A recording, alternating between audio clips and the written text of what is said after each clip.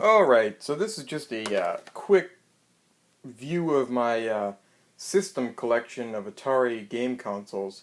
Now, this is not my full collection of Atari things. I do have a lot of games. I have boxes and boxes and boxes full of games. My Atari collection is the biggest collection, starting off with the Atari 2600. This is my Atari 2600 system, the 4-slot model. Or 4-switch, I guess. And mine's in pretty good condition. This system was released in 1977. I did not get it in 1977. I picked it up maybe 10 years ago now, and still looking really good. Pretty sweet system. If you don't have one, I really recommend picking it up. It's a really cool part of gaming history, seeing the 2600. Now, a couple games that I have out here. Most game cartridges looked kind of like that, but Activision and some other companies threw in some different looking cartridges. You had like a plain black label. You had Activision's, which had a pretty nice colorful label on it, but it usually looked like you were looking at a TV screen, which was kind of cool. And then you had like a blank red label with a picture in the middle, and then you had, I think this was for most arcade games, had the silver stripe around it. Like that. And Activision games had these little ribs on it. There's that little bump right there, and on the bottom there's a bump also, and the cartridges will actually lock into one another. And they slide in the console like this. The front of the label, this part actually faces away from you when you snap it in, and the name faces toward you. So, pretty cool. Moving on to my next system that I collected in the Atari generations. I picked up the Atari 5200, which mine looks a little rough.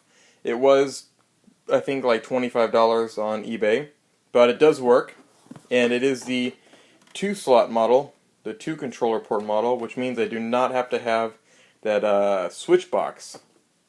You just plug the RF into the TV, and the power cord goes into the 5200. Now, out of the box, this system was not backwards compatible with the Atari 2600. You cannot play these games on the 5200. But they did release a VCS cartridge adapter, this huge beast that was actually almost the size of the 2600. It's pretty big, but sat in the cartridge slot like that. And now you could play 2600 games, making this behemoth tower. On top of this, and a horrible controller, I will say that the Atari 5200 is the least favorite out of my Atari collection. But they do have some good games. Unfortunately, the controller ruins the gameplay, by far. I mean, Pac-Man's pretty good. It's pretty close to the arcade version. Mario Brothers is really good also. And then Q*bert, I would say is good, but this game is ruined by the controller. And it has kind of a crazy cartridge going on. It's destroyed by the controller that the 5200 has, and my label's peeling off. Now moving on to a system that I actually had back in the day. Actually, it was my brother, so I was pretty little when it came out. The Atari 7800. Now mine's in pretty good condition, and looking at the 7800, it looks pretty close to the Atari 5200, except for this nice little rainbow stripe that goes along the aluminum band. Now, the Atari 7800 out of the box is backwards compatible with 2600 games. There's no adapters or there's nothing. You just plug a Atari 2600 game straight into the 7800 and it will work. Now, one thing I noticed about 7800 games was that the labels are mostly bland and just silver, except for like Donkey Kong has silver, but this part's colored. But most of the games are just silver and black. So I don't know if they were having problems financially and tried to cut costs by just having black and white labels, but it's something I noticed, and doesn't really bother me that much, though. And then moving on past the Atari 7800, we're going towards handhelds now, because they actually went a while without having a home console. Now, they actually had two versions, and I happen to have both versions. They did have several versions of the Atari 2600, which I do not own all the models. 5200, I believe there were just the 4 and 2 slot models, which size-wise were the exact same. And 7800, they had many models also, but I'm not going to get into those. So the handheld is the Atari Lynx, which was actually pretty powerful. This was actually powerful than the home consoles they had at the time, because the Atari Jaguar was actually not released yet. They had the original model, which I believe came out in 1989. I'm not sure about that, but I think it came out in '89.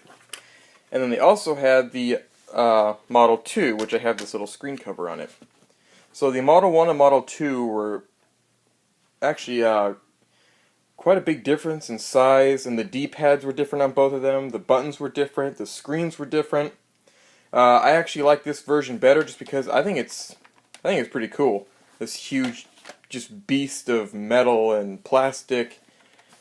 But the second one I think is comfortable too because it has the nice rubber grips on the back that really fit your hand. They do burn through batteries just like a Sega Game Gear, and the screens are kind of hard to see and blur under really fast-paced gaming. Here's what one of the games look like. It's actually quite skinny. It's way skinnier than a Game Boy game, and I don't believe there's any saving on these games. I don't know. I'm not sure about that. And then moving on to Atari, I believe their last home console, unless they made, another one. I don't know. I don't know what I'm saying now. But their last one that I own is the Atari Jaguar. And I got this a couple years ago. I picked up a Jaguar, it broke, and then I picked this one up maybe a year ago, and I have about 30 games or something. These are just 4 that I grabbed out of the box. Cybermorph is just awful.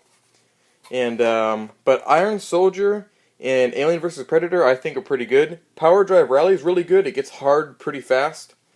And then of course I have the attachment which goes on, which I think this was the only attachment that Atari had. I'm not sure about that either, but leave some comments in the comment box if I'm wrong. And this just snaps on to the Atari Jaguar. It does require 2 power cords, but only 1 AV cable. So that's my Atari collection, and if you guys want any individual videos on anything here, just leave a message in the comment box or email me, and I will gladly put up a video of any one individual system. So thanks for watching, and I'll make another video soon. Oh yeah. And here's just one box of just Atari games everywhere. I have anywhere from 40 to 60 2600 games, a load of 7800, 5200. I have everything. So if you guys want to see a review of any specific game, leave it in the comment box, and I'll get back to you as soon as I can. So thanks for watching.